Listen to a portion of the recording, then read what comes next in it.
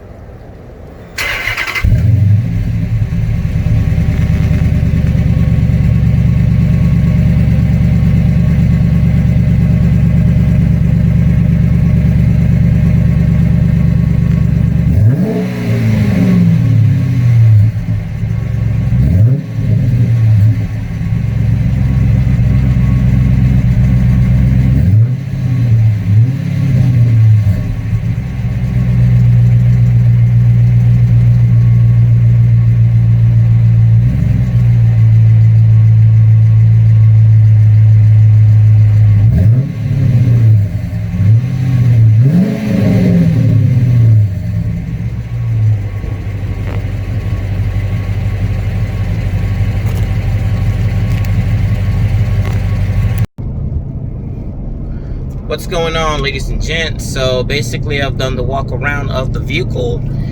This is the merge part in which I talk about the vehicle for my 2012 Dodge Charger.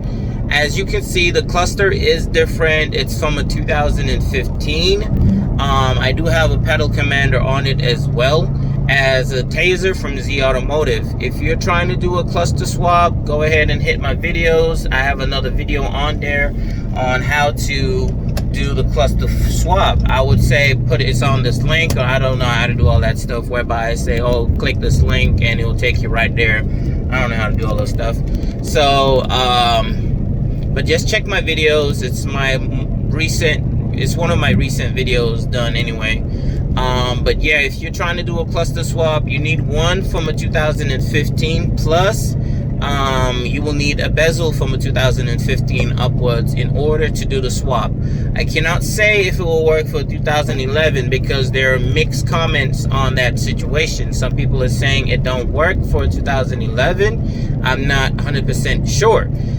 But you will need a cluster, you will need the bezel, and you will need a taser from Z Automotive to make this work, to make that work. Mileage correction, you will have to get a tool or take it somewhere for them to have your mileage corrected. If not, get a bezel which the miles is similar to yours. I don't think you'll get the exact same mileage, but you might be lucky out there. What else?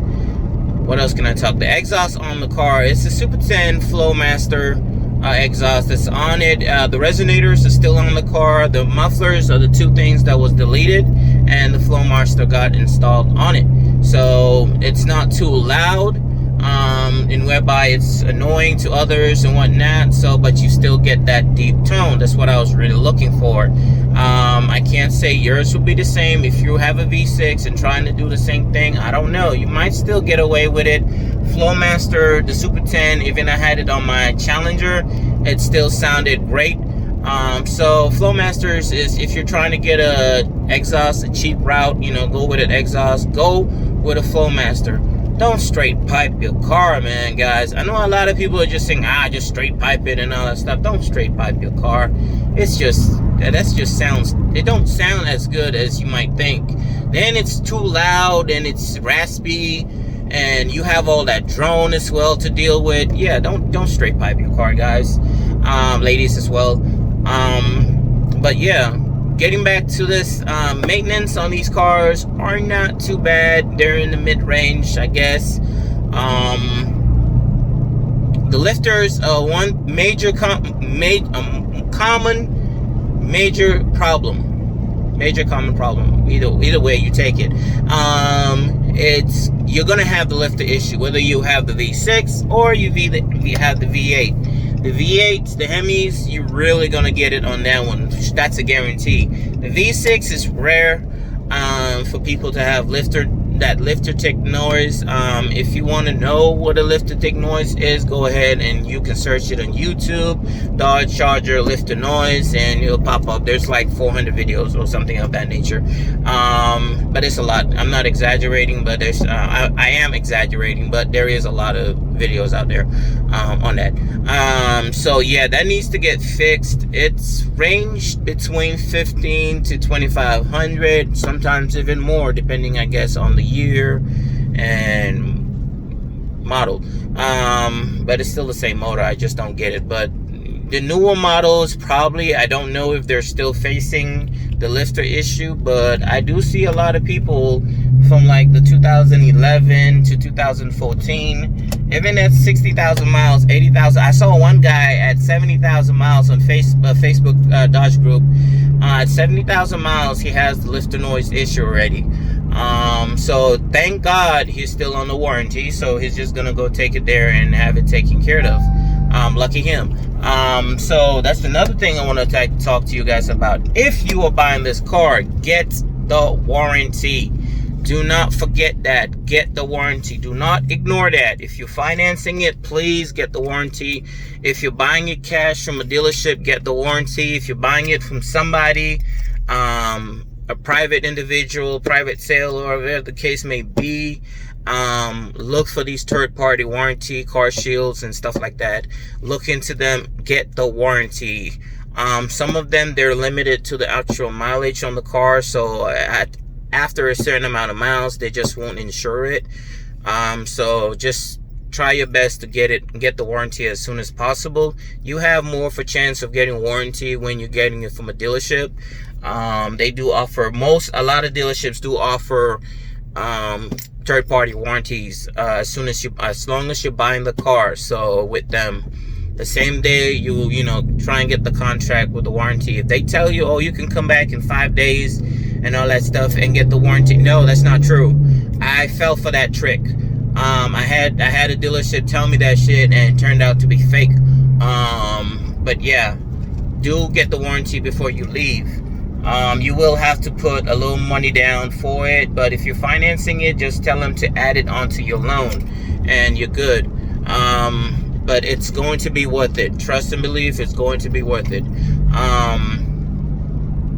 What else can I talk about this car? Fast. If this car is the car, fast. The Hellcats, the Demons and stuff like that, yes, those are fast. The RTs are not fast. They are decent, but they are not fast. If that's what you're thinking about, if you pull, you know, drive an RT, you're driving a super fast car. No, it's not. It's decent, but I feel like even my Infiniti was pushing more than this is.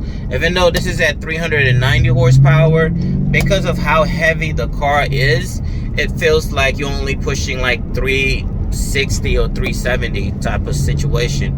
The car is heavy, so whether you own a V6 or V8, you will know that the car is heavy. So that's why it's bad, not too great on gas, because of all that weight. If you're trying to, you know, have your car as a race car and all that stuff, don't get a Dodge, don't get a Charger, don't get a Challenger, unless you're getting a Hellcat or a Demon. Don't go for it. I don't advise people to go racing their cars and all that stuff, because it's so much going on nowadays with racing, getting in accidents, killing people, you know, just trying to impress the person next to you or whoever the case may be, trying to show off your car. You end up getting in a wreck and all that stuff. It's not worth it. You get a speeding ticket. Now you're losing your license, your insurance gonna go through the roof, and guess what? All those fans that were there, that were praising you and all that stuff, guess what? Ain't none of them gonna help you pay that ticket. So remember that. If you're getting a V6, or should you get a V6 or should you get a V8, that part I would say it's up to you. It's what you can afford. Go for that. Don't think about what people are going to say, that, oh, you should have gotten a V8 if you do end up getting a V6. Don't listen to people with that, because even people that get the RT, guess what?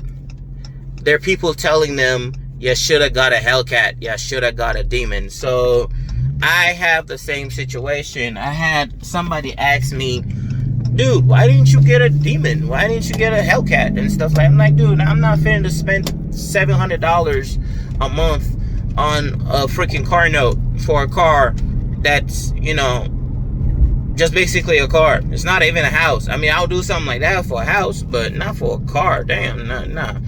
I wish I learned this sooner at an earlier age, in which by not to impress the outside world. I mean, my mom told me that a long time ago. I just didn't listen. But yeah, it's not worth it. I mean, just impress yourself and be happy with what you have. If you're happy with what you're driving, you're cool. If you're not happy with what you're driving, then you'll always do your best to get rid of it. So before you get into something, make sure you can afford it. Look into the insurance, look into the gas, consider the insurance and whatnot before you actually go into it. Consider your payments if you're actually financing one. And it's on top of that, look at how long you'll be paying on that car. Look at the car and say, hey, do I want to own this car? Do I see myself owning this car for 4 or 5 years or more? Look at that before you actually make that decision. Don't just say, oh, this person has a Charger, so I want one. You know, it looks cool, so I want one and stuff like that. Don't do that. Go for what you want and stick with it. I mean, for me, I think I will be sticking with this for a minute because, you know, with Chargers, I've always wanted the black on black with the sunroof. The one thing that I hated with my 2011 was it didn't have a sunroof and it wasn't leather interior. I had the cloth interior and I didn't have sunroof. It was a V6, but I really didn't care about that. So I would still do a V6 if it has the sunroof and leather interior and black. So that's just black on black. I just love that style. So if I even picked this up, I was gonna get a Mustang GT, 2013 Mustang GT, and that would have been me financing it for 4 years at $280 a month, which was really not bad at all. But my whole mindset was, and I had even got the car, to be honest. I had picked up the car, but I had to reverse it because I just didn't want to go back into car payments. And on top of that, you know, I have my fiance that's in a different country. I'm doing my best to try and get her here. She's not happy there. I'm not happy being here and she's there. I want us to be together. So my goal right now is to save up as much as money as possible and get this YouTube channel popping so YouTube can start paying me and all that stuff. So, you know, eventually I can either get her here or I can go back and be with her, because really I've realized my life without her ain't shit, to be honest. It's just not shit. I mean, yes, I have a good life here. I have a decent job. I have a nice car and all that stuff. You know, I'm getting what I want. I'm eating good and all that stuff. But really, to hell with all of that. I would give all that up just so I can just be with her and whatnot. I mean, really, to be honest, I've just made up my mind on that. Just my life without her is it's just not complete. It's just not complete. I love my family and all that stuff. They're all here and all that stuff. But now my intentions are to be with her. I just want to be with her, and that's it. F everything else. I'll live in the streets, but just so I can get to be with her. But let's not get into that. That's a different story for a different blog. Joking. But yeah, the car is good. I mean, go and take one out for a test drive. I would advise you to, even if you can, with this Turo nowadays, you can rent a car out for a couple days. So try and see if you can get a Charger or a Challenger on there and rent it out for at least 2 or 3 days and drive it as much as you can, so you get the feeling to say, is this it? Is this the car I think I want to be in for, 5-6 years? Is this the car that I want to go for? Mileage wise, try and make sure it's under 200,000 miles if you're getting it, and try and see if you can get some maintenance maintenance done, records and all that stuff. And look at the person that you're buying from. If they look like they're a person that beat up this car, walk away from it, because you're just doing nothing but inheriting their problems. So walk away from that. There's a reason why they're getting rid of it. But there's some people as well, you know, due to situations, they have to sell it. If they look like they really don't want to sell it, you know, and pushing, you know, they don't really feel interested in selling it, then kind of go from there. Look at the person, how they act and all, how they look, and how the car is. Obviously, if the car is super clean and all that stuff, it drives well and all that whatnot, then yeah, go for it. But yeah, you want to make sure you have the car checked out. Leaks and all that stuff, you want to check that out before you actually buy the car. One thing I will advise you is the AC on these cars. If you're buying one and the AC is not working, if they tell you it just needs Freon, let them buy the Freon, or you buy the Freon and even put it in there before you buy the car, because trust and believe, it's a big lie. It's got a bigger problem than that. The ACs on these cars are expensive to fix. To what I found out, my Challenger, the AC was out. I called the dealership to get a quote to fix it, and they told me it ranged between $25,000 to $4,000 to fix. Because if the compressor is bad, went out, it's not good. You know, it has this metal shavings in it, and you keep turning it on, it sends those metal shavings into the lines and can mess up the lines and so much more. So it ends up being a bigger issue. If they catch it quickly, that they just the compressor out, it's still expensive. It's like $1,000 to just fix the compressor, because the compressor and I believe the radiator are one unit. I think they're attached to each other or something of that nature. But it was expensive to fix, so I just said to hell with it. I just left it like that and sold the car as it was. Let that next person know that, hey, you know, you need to fix the AC and you need to replace the compressor on it. So I left that to be their problem. But yeah, make sure you do check on that before you actually buy the car. Other than that, the other stuff are minor. The bushings on these cars as well go out a lot. But they're not expensive to replace. I mean, I just got the whole kit, the whole front end kit for like $180 on eBay. Don't feel like eBay parts ain't good and all that stuff. You just want to get OEM, fine. If you have money like that, then cool, go for the OEM. For me, that eBay part was perfectly fine. I got somebody to fix it, so it's, you know, car's driving good now.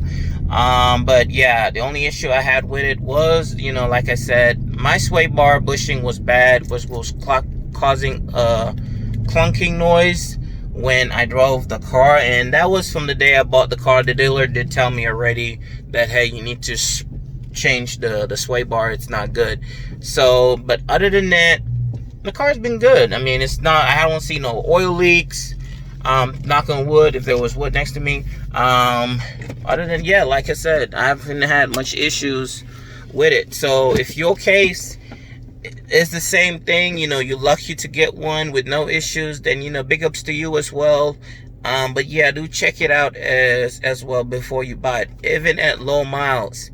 Try and see the police packages as well. It's another thing you need to look into. Before you buy one, look at the interior. Like mine, you see my interior, like excuse all the trash and all that stuff. I mean, with the police packages, usually this whole thing is gone because they have their gears right here on the steering wheel. So this is usually a big gap, or they get some type of metal thing and just close it, because that's where they have their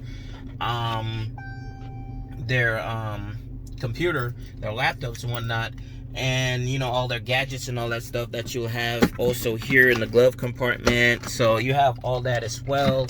Another thing is the exterior. You'll have the lights, the holes. You have holes on the roof and whatnot because of the lights that they had on there. They had to take it out and all that stuff. So those are stuff that you have to fix as well. Unless you're lucky to find a detective car that, you know, was being used by a detective, then that's fine. If not, yeah, you messed up on that one. I'm sweating a little bit just because I didn't turn on the AC because of the noise. Where I had put my phone was right there, so the noise will actually bother you guys. So that's the only reason, but my AC does work fine. What else? The suspensions on them, on the police packages, a lot of them that I went and test drove before getting this, all of them, the suspensions were bad. I had to get the suspension. I would have to get the suspensions done. And a lot of them, they also say the police packages that was bought, you know, that the police were using, they have their car on idle for long, and for some reason people say that's not good. I don't know why. I really can't say why. But a lot of them, that's what they do, be telling you that, oh, don't get it because, you know, they have their car on idle for so long. I don't know what's going on with that.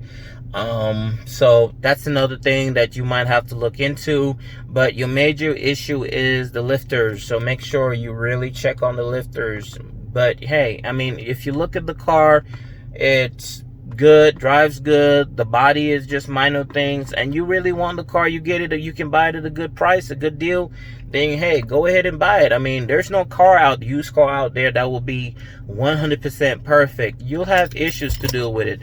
So you only have to go, if you don't want any issues, then shit, go and buy yourself a brand new car with 0 miles, and guess what?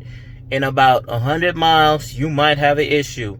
Just because they may have done something wrong with when they were manufacturing the car, and there comes a recall. Yes, you'll still have warranty on all that stuff, but I'm just kind of saying that, you know, all cars have issues no matter what. Just you have to be prepared for it. Yeah, obviously you don't want to buy a car that you just drive 5 minutes down the road and the engine blows or is overheating or stuff like that. So yeah, I get that on you. But yeah, check the car out before you actually buy it and go from there. That will basically sum up the video. The Pedal Commander on these cars, I will do another video on it, but the Pedal Commander, it's worth it, but it's not. That's the thing. So should you buy it or should you not?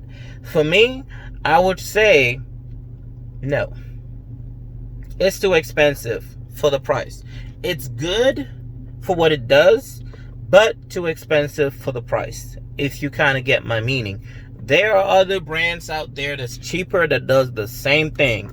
Don't look at the brand and just say, oh, like people sit down and say iPhone, oh, it's an iPhone, you know, because that's how people think. With this, they say, oh, Pedal Commander, it's a Pedal Commander, so I want to buy it, and I want to buy it. Nah, there are other brands out there that do the same thing, and I wish I knew better. But still, I'm not regretting. I mean, I am, but not too much regretting that I bought it. So it's useful. It has its uses. Do you feel it's the difference? Yes, you do. Those of you that are out there lying, saying that, oh, you don't feel no difference. For me, I immediately, when I turned it on, felt the difference. When you're driving, obviously, not if you just turned it on. When you're driving the car and with it on, yes, I felt the difference immediately. So yeah, that would really sum up this video.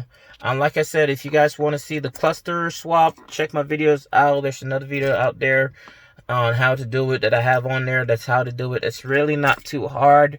The only complication I had was the steering wheel. I mean, the screen was mounting the screws onto it, because the clips, that had 2 clips here.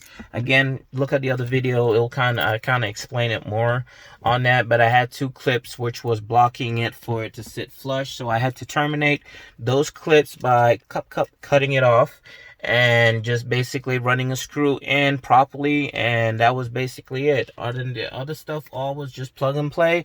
But like I said, you will need a taser as well from Z Automotive. Do not just buy the cluster and bezel and think that you're good to go. It won't work. You'll plug in and all that stuff, you'll get all the lights and all that stuff, but you won't be able to actually go through the functions on the screen there. So yeah, why did I go with the screen? Just that right there says a lot right there. You see how it says charger right there? That says a lot. You see the cluster? That says a lot.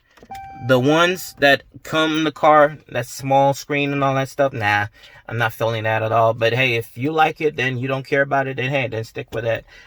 Yes, I will have my mileage corrected. I don't plan on selling the car, but if I am selling the car, I will let the person know that the mileage right here is not correct. I will tell them estimate of what the correct mileage is, but I will be having this corrected before then. So thanks guys, and I will see you on the next video. Thanks for watching.